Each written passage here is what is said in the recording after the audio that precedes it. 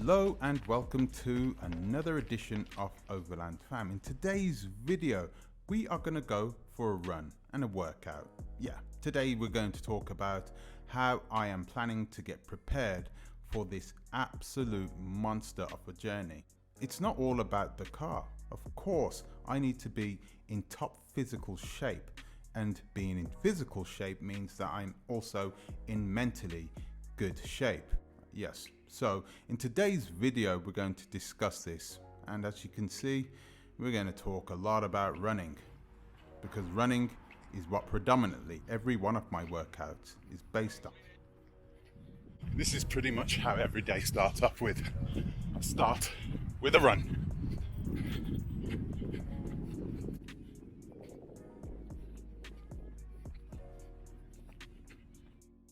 I don't take my workouts for granted.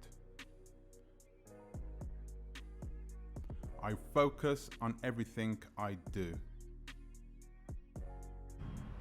So guys, I'm going to do a quick warm-up. I find it so funny that you get a lot of overlanders and they'll come onto their video channels and they'll say, oh, you know, don't just drive off in your car, you got to get the fluids warm in the car, you need to allow the car to sit and idle just for a moment, just to get the car prepared to drive this long journey.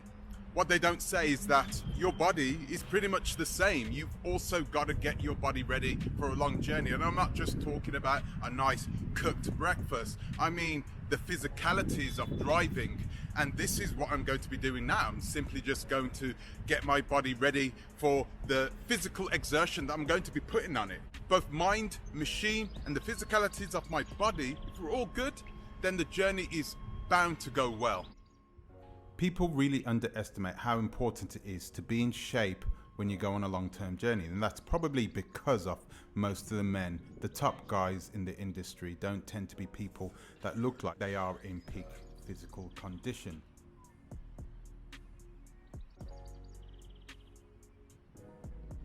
So where do we start? With a nice good stretch. Of course, I stretch the arms and I stretch the legs. And I actually stretch the lower back, and as I'm coming up, I also stretch my core. It's very simple and doesn't take a million years to do. In fact, you can do this within 2 minutes. 2 minutes is not a long time. In fact, I would invite anybody who is going on a long journey at any point to actually stretch out whilst their vehicle is also idling. Then at least both of you are warmed up for the journey.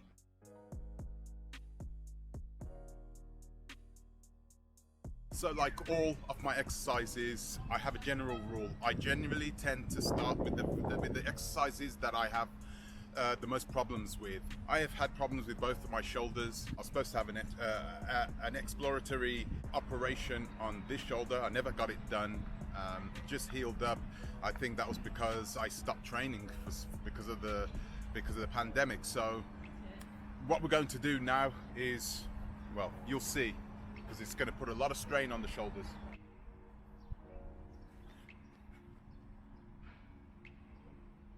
Guys, I haven't done this in quite some time and I'm only just getting back. I hate when people start making excuses, but this is really the truth.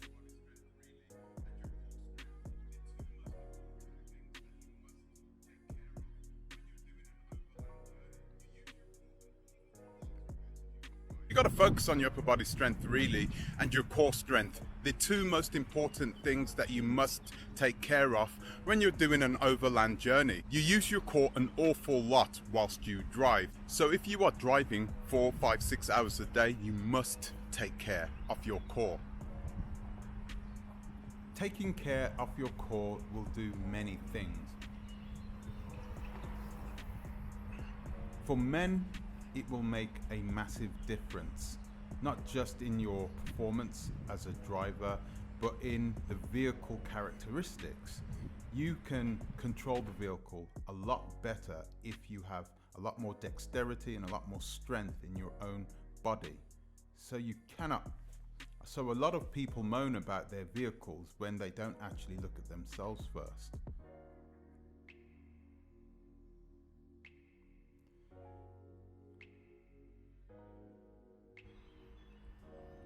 Unfortunately, I didn't do any pull-ups on this exercise, but you can see that I'm working on my core here. That is the obliques and the abdominal muscles. Just in case you're asking, I am a certified personal trainer. I was certified in the Netherlands and have been in the personal training business for quite some time now. The good old push-up is one of those types of calisthenics that we should never forget. This is something we should be doing every single day. Now, I understand totally, because if you haven't been doing it every single day, because I'm exactly with you. I'm one of those people that don't really work out, that hasn't been working out for quite some time over this period of the pandemic. But now I'm starting to get back into things.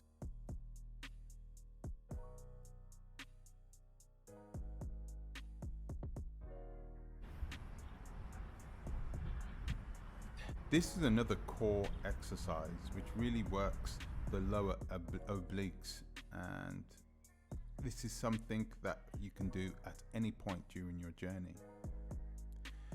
I finish off the workout with something that we call death runs in basketball. This is basically when you run yourself hard in sprints until you are knackered.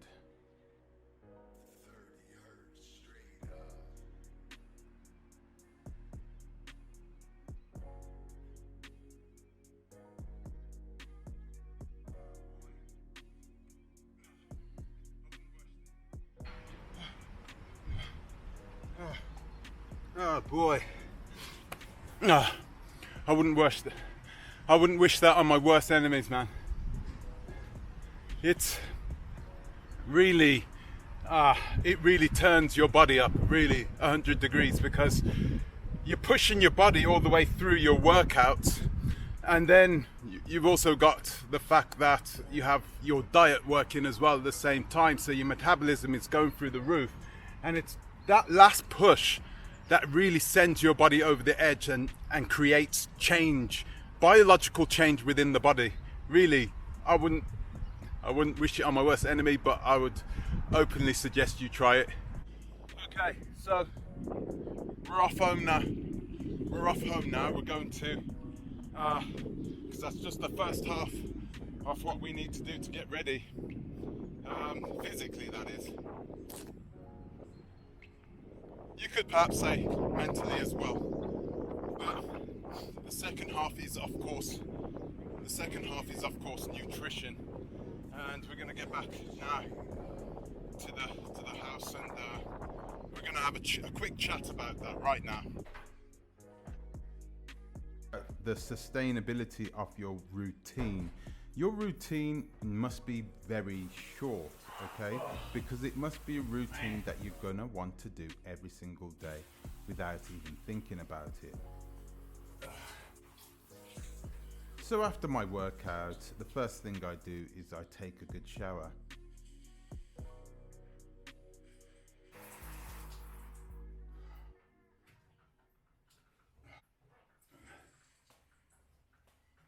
So welcome to my cauldron. So after that hard workout, it wasn't really a hard workout, but after that workout, what I do is I eat, but I wait 1 hour after I've actually trained before eating.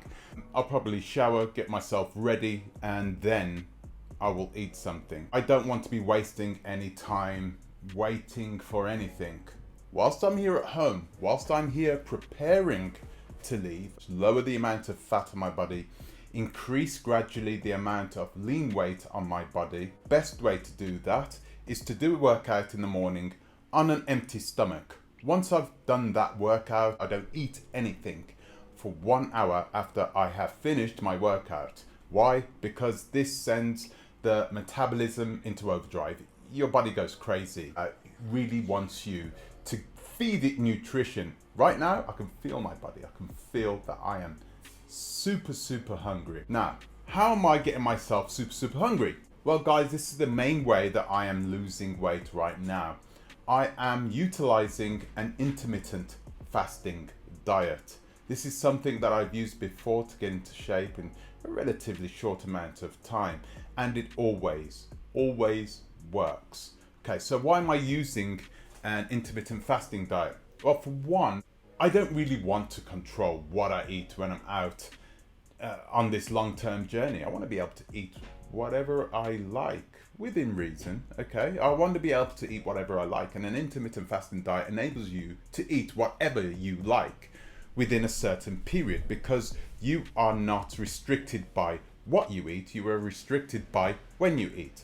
Right now I don't eat from 6 o'clock in the evening all the way up until 9 o'clock the next morning. Right now it's 10:15. I should have eaten quite some time ago, but it doesn't matter. The longer you leave it, the better. I am going to continue this whilst I'm on the road. This is something I can continue for months, even years, even. The longest period of time that I've done an intermittent fasting diet is a year. You will need to change it up if you plan on doing this, okay? You will need to change up every now and again to stun the body into continuing to eat off the fat reserves on your body and not the muscle that you have built, okay? That's precious, right? You don't want to be working off the muscle. You don't want your body turning your muscles into amino acids to use for energy. You want your body to use the long-term stored fat, and the way you do that is by your nutrition, what you actually eat in the morning. I really do have a lot of praise for the intermittent fasting diet. It puts you in control. The times in which you don't eat can vary. You can not eat during the daytime if you don't want to, but I wouldn't suggest that if you're driving for 4 or 5 hours out of the day. What I would suggest is to use the night time, the night period where you're not eating anyway. Use that in conjunction with a significant amount of time before you sleep and a little bit of time after you've woken up. So right now I am not eating for 16 hours out of a 24-hour period. That works for me. I can do that. That's something I can do, and my body really will react to this. And within a month, I'm going to take a look at my body and see where I am, see how much weight I've lost, and it'll be interesting to see where we have gotten to.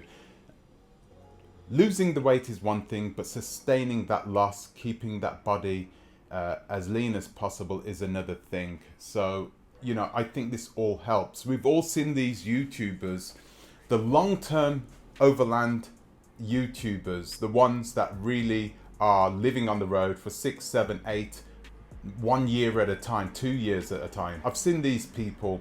I've seen people like Grizzly and Bear and The Outfit. These people, if you look at those couples, Jesus, they look like they could be models on the front cover of one of those gym magazines. Really, they look like they're in good top condition, and this isn't an accident. These guys take care of their bodies, they take care of their nutrition, they're always rock climbing, they're always doing some sort of water sport. They really, you know, I think it might be an Australian thing too, because I think the two guys are Australian, aren't they? And the ladies, one's from Argentina, I think the Outfits lady's from Argentina, and from Grizzly and Bear, I think that lady's from France, I believe. So those two really do take care of their bodies, and clearly they are eating well. Eating right whilst you're on the road is it's a whole new subject that I'm gonna have to write a whole video about, because you want to stay in top form, right? Not just to look good, but also for a safety as well. If you need to get out of the way, if you need to get out of a certain situation, if you want to get back into your car quickly, there's no point in doing that if you have a tire around your waist, okay? It's going to be much more difficult to do. So keeping in top physical form, you know, keeping relatively in top physical form is, I think it's a necessity. It's something that you need to do before you leave, and something you need to try and sustain whilst you're out on your long-term overland adventure. So guys, in closing, really keeping fit, eating well is paramount, okay? You are the most important part of this journey. You are more important than your vehicle. Your vehicle can be replaced. You cannot be replaced. So focus on getting your body also into check before you leave. There are so many YouTubers out there who don't talk about how important it is to stay in good physical shape, because they see a lot of these old school overlanders, these guys who are middle-aged with their ties around their waist, and they think, well, if these guys are not doing anything, I won't need to do anything. You don't have to follow those guys, okay? Like I said, this is not old school, this is contemporary, and this is how we are doing things in the future. So guys, that's all I've got time for today. I'd like to thank you for watching. I'm gonna go eat now. I'll see you in the next one.